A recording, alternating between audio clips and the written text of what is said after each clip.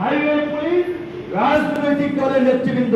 কিন্তু বন্ধুগণ, এখন পুলিশকে আমরা সংস্কারের দাবি তুলছি।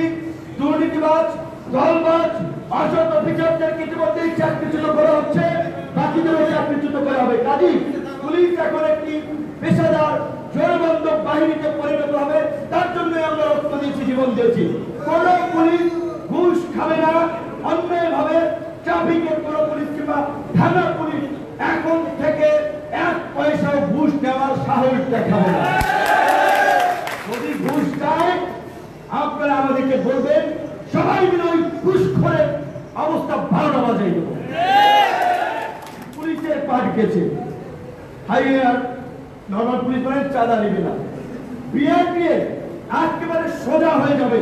সেই ধরনের উপদেশটা আমাদের সেখানে দায়িত্ব পালন করছে। সবাই ভালোভাবেই জানেন যে ছাত্র জনতা একটা বৈষম্যহীন দুর্নীতি মুক্ত কল্যাণ রাষ্ট্রের জন্য লড়াই করেছে, জীবন দিয়েছে, আজ অদ্যাবধি লড়াই করে যাচ্ছে। কাজী কোন ঘুষখোর দুর্নীতিবাজ মাফিয়ার অস্তিত্ব এই দেশে থাকবে না, চাঁদা নিবে না।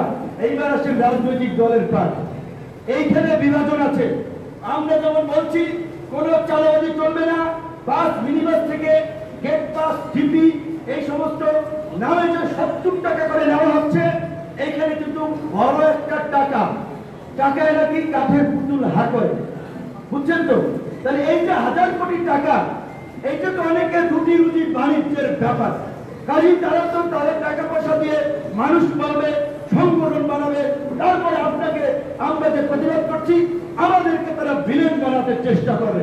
কাজেই আমাদের পরিষ্কার কথা, স্থানীয় সরকার মন্ত্রণালয়ের এক প্রজ্ঞাপনে যেমনি ভাবে সমস্ত আপনার উপজেলা চেয়ারম্যান, পৌরসভার মেয়র, সিটি কর্পোরেশনের মেয়রদেরকে বিলুপ্ত করা হয়েছে, একইভাবে সেটা যথাযথ অথরিটি করবেন। এই যে চাঁদাবাজির যে দোকানগুলো ছিল যাত্রাবাড়ি, মহাখালী, গাবতলী সমস্ত বাস স্ট্যান্ডে সমস্ত দোকান অনতিবিলম্বে বন্ধ করতে হবে। এই দোকানে যারা বসবেন আপনারা সবাই মিলে হাত পা ভেঙে দেবেন, পরিষ্কার কথা। যদিও বলছেন না, এইগুলোর কথা বলা যাবে না, চোরায় না হিসেবে ধর্মের কাহিনী। কাজে এই যে লুটেরা মাফিয়া গোষ্ঠী পুতু করে কথা বললে এরা শুনবে না। এরা যেমন কুকুর তেমন মুকুর নিয়ে আপনাদেরকে রাস্তায় নামতে হবে। পরিষ্কার ভাবে বলছি পরিবহন মালিক ভাইদেরকে, এইখানে এই সংগঠনটার সাথে আমি জড়িত আছি, তারাও যদি কোনোদিন 10 পয়সার চান্দা কিংবা অনুদানের জন্য যায়, আমি কিছু না করলে সাংবাদিকদের তো জানাইতে পারবেন যে বিপিনুর বড় বড় কথা বলছে, তার লোকেরা এটা করছে।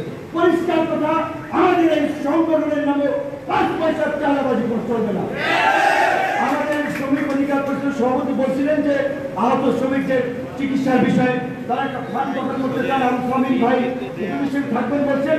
আমি বলছি সেখানে আমরা গণঅধিকার পরিষদের পক্ষ থেকে প্রাথমিকভাবে তাদেরকে 5 লক্ষ টাকা দিব, কিন্তু কোন মালিক বা কারো কাছ থেকে চান্দা নেওয়া যায়।